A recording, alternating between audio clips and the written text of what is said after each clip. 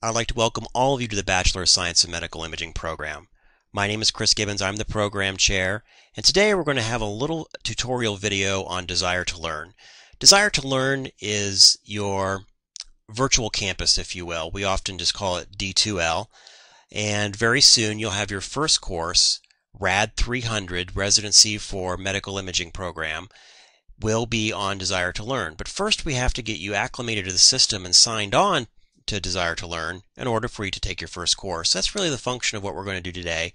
We're going to spend about 10 minutes going over the basics of Desire to Learn. Once you're in the system and you'll be taking your first course, RAD 300, you will learn a lot more about Desire to Learn and the other support systems here at Mercy College to help you be successful in an online program. But again, we need to get you signed on and get you comfortable with at least the basics, and that's what we're going to do today. The first thing that you'll need to do, of course, is to open your browser. Now, a little bit about browsers. As you can see here, I use Chrome. Pretty much all the browsers work very well with Desire to Learn or D2L. I've been using Chrome for about 3 years and I've had no issues at all. Firefox works very well. There have been, on rare occasions, issues with Internet Explorer or IE, but again, they're very rare. So any browser you have should run relatively well. But it's always a good idea to have a couple browsers at your disposal in case there is something happening that's a little glitchy. You can always pop it open with another browser and see if it's a browser compatibility issue. Again, I always have Internet Explorer at the ready if I need it, but I've never had to use that. But in this case, I'm using Chrome, and we'll use that for demonstration purposes. To get on to Desire to Learn, I'm going to show you the basic steps. Of course, there are shortcuts that you'll learn eventually, but right now we're just going to go through the fundamentals. So you'll want to open up your browser, and you'll want to point your browser to Mercy College. That's mercycollege.edu. And once you get to our main page, and we'll give that a moment to load, you will want to look over here on the far right hand side, and you'll look for a button called My Mercy. The My Mercy section is really your hub for all the activities that you'll be doing here at the college. We'll click on that. And now we're on the My Mercy environment. As you can see here, there's a lot of systems that you'll be using. Most of you have already used EmpowerMe, or I just simply call it Empower. That's your course registration system, how you actually signed up for your courses. It is also how you'll be able to see your grades, and all your transcripts that we've received are in the Empower system. And in a few moments we're going to be going on to Desire to Learn. That's your virtual campus. And the other one that you'll be using quite frequently will be your student email. So those are really the 3 big ones that you'll be using. But you can see there's other links in there as well. Even textbook orders, you can find a link for a shortcut link for textbook orders on the My Mercy section. With that though, let's go on to Desire to Learn. Of course, you want to click on the Desire to Learn link, and that will bring you to our login page. And this is what it will look like for you. Now, you have a username and password for Desire to Learn. You also have a username and password for Empower. If you remember, in your kits, in your packets that you received this card. Now, it can be a little confusing. I myself was a little confused about especially the email part of it. But if you look at the front of the card right here, it says user ID and password. This is for the Empower system. It is also the same user ID and password that you will use for Desire to Learn. So that makes it kind of nice. Now, not to confuse issues, but the email password that you'll be using is completely different than the password that you'll be using for Empower and Desire to Learn. Unfortunately, not all 3 systems use the same password. To construct your email password, there are specific instructions listed here. You just have to follow them sequentially to create your email password. I recommend once you created that first initial password that we've assigned you, you can go into the system and make that something a little bit simpler. But again, you'll just want to use your ID and password found on this card to get onto Desire to Learn. So let's log on. There's it already remembers me. So I'm going to put my username in there and my secret password. And hopefully, if I've entered that correctly, it should get us on. Things should go a little quicker for you. I am using a public Wi-Fi system, so pages load a little slower than if you're using your home Wi-Fi or broadband. Well, that is it. We are on Desire to Learn. I've signed on. Here is my basic home page. Mine will look slightly different than yours because it's in instructor mode, but the general layout is virtually identical. I would encourage you to check your profile, set up your basic profile, and put a picture in here.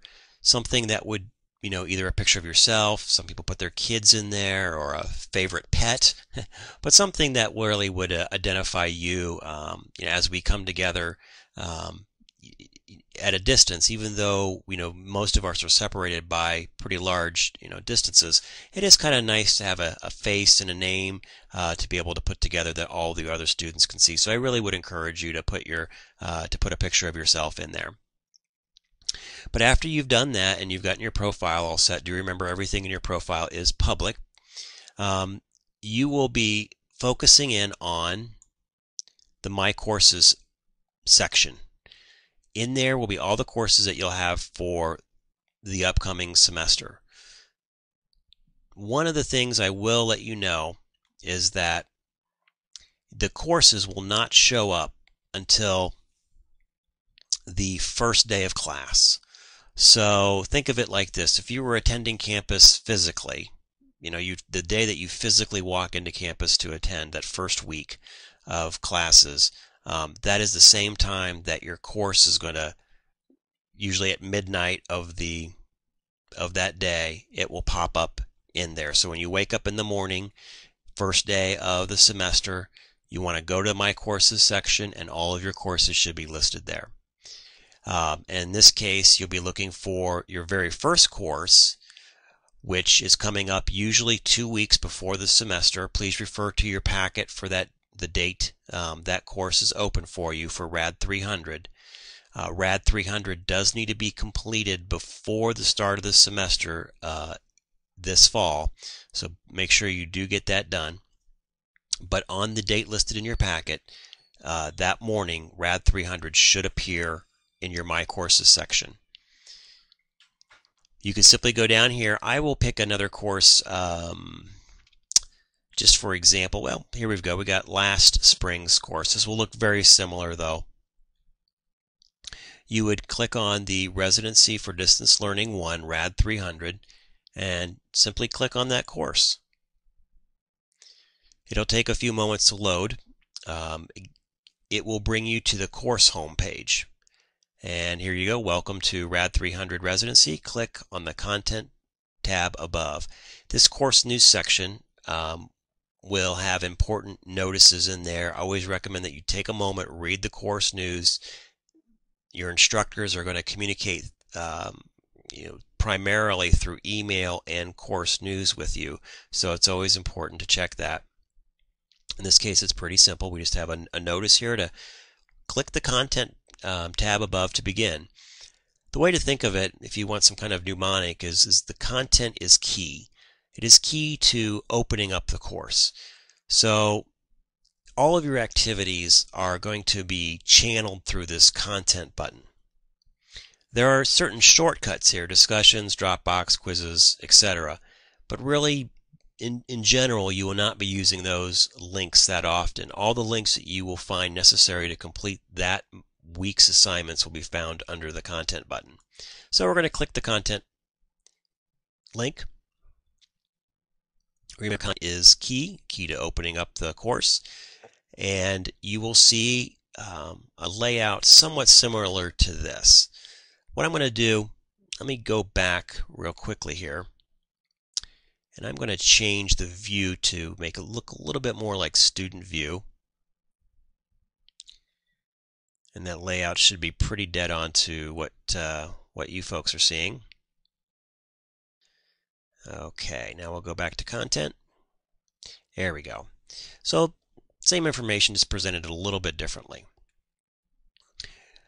One of the things to remember is that most of our courses are presented in a module format, which means a module is basically 1 week's worth of activity. And the modules become open to you every week. So on the first week, in general, you'll only will see the first module open, and as the weeks progress, more modules will continue to be visible to you, and you'll see that in your content section. Now, I hear this from students that does that mean I can't work ahead? No, absolutely work ahead, and I would encourage you to. You will have a syllabus which will outline all your major projects, papers, midterm, finals, all of that stuff.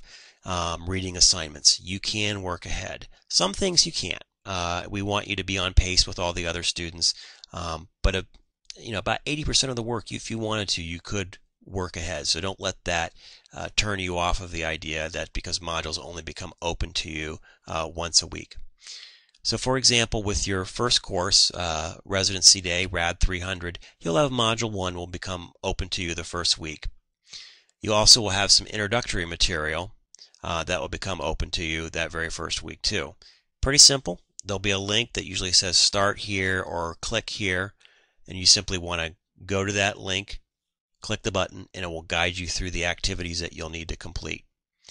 In the modules as well, there's always a welcome or some sort of notice in there where to start first, and it will guide you through the assignments that are due and when they're due. And that's pretty much it.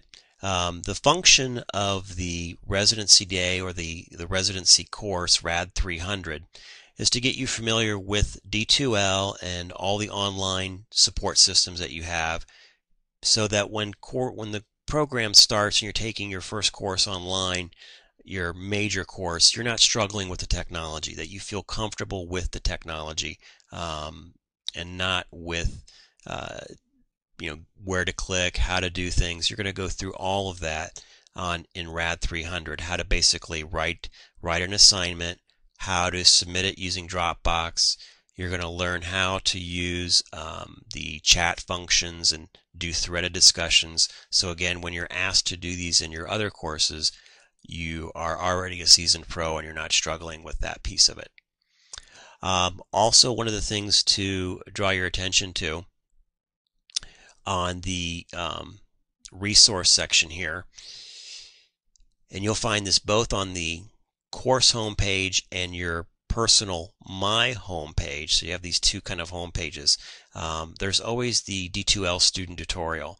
You can, if you need a refresher, you can always click on that, go through the student tutorial. Again, RAD 300 residency is really going to walk you through that tutorial and make you a pretty good pro with the desire to learn. But occasionally you might forget something. How do I do this? I remember being introduced to it, months ago, but now I have to do it. Again, go back to, you have your student tutorial there always for you online. So with that, that's pretty much all there is to getting on to Desire to Learn. Pretty easy system once you get the hang of it. Do remember though that your RAD 300 course does need to be completed by the first day of the semester when you start the program, so make sure you get all of your assignments in. You'll have contact information if you do have any trouble. That's all going to be contained in your syllabus. You can always feel free to contact us. So again, I'd like to say thank you for watching this tutorial. We're very pleased that you're all in the program. We have a great group of students for this semester, so we're very excited to have all of you aboard. And again, if you ever have any questions, you're always free to give me a shout out or an email, give me a call, and we'd be happy to talk about that with you. So with that, have a great week, and we will talk to you later.